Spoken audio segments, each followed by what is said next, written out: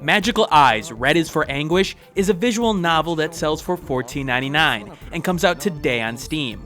It's part supernatural tale, part love story, and part mystery novel. But before I begin this 5-minute overview, this key was received from the publisher for review purposes, but won't change my opinion of the game in the end. Red is for Anguish is actually an episodic story involving the Disobeyers, a set of supernatural beings that deal with the creatures known as variants.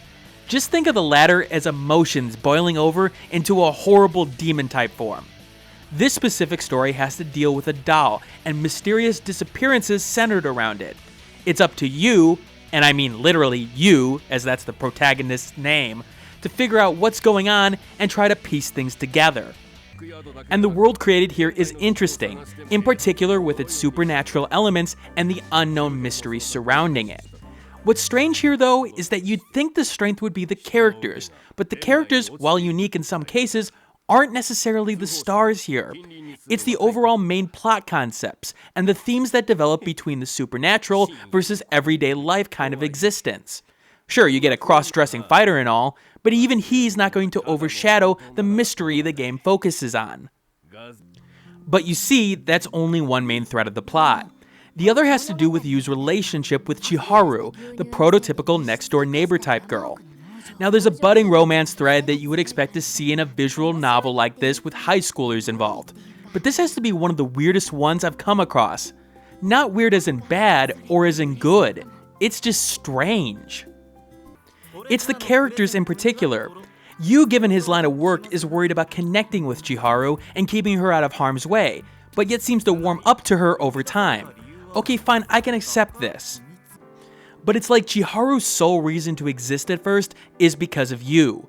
Like literally that she has no character other than loves Yu.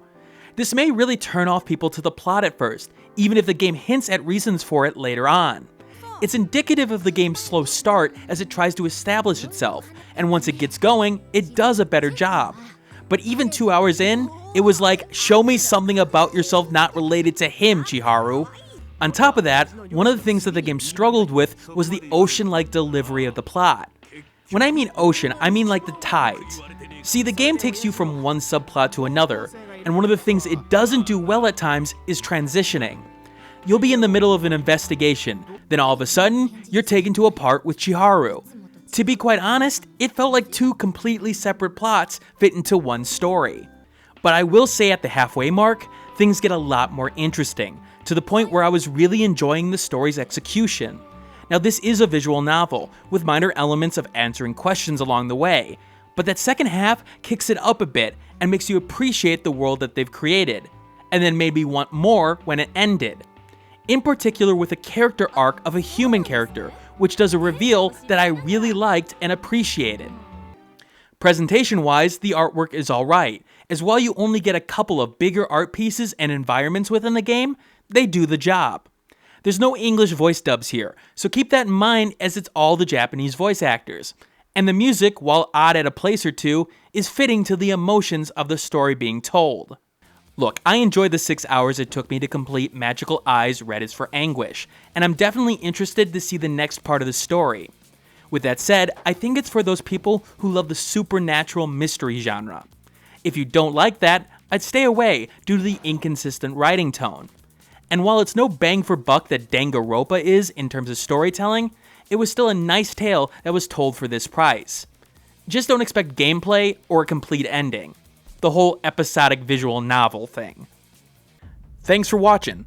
Like the video, share it with a friend, and subscribe if you want more content like this. In the description below, you'll find the Steam review accompanying this vid, along with social media that you can follow me on, Twitter, Google+, and Facebook groups. And if you want to support the channel, click that Patreon on the left of the screen. And remember, keep on gaming.